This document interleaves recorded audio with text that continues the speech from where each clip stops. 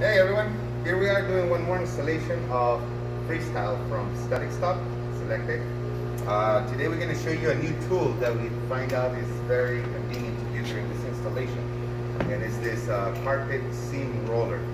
So pretty much the manufacturer guidelines recommend to use a dead blow hammer.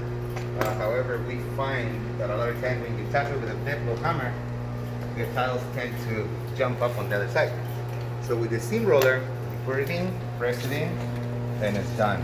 So I'm going to show you really quick how we find out. You put it in, and then you just seam roll it, and the roll stays down, seams really well, and you can speed up your installation and not cause any issues to your neighbors with that blow hammer. Okay?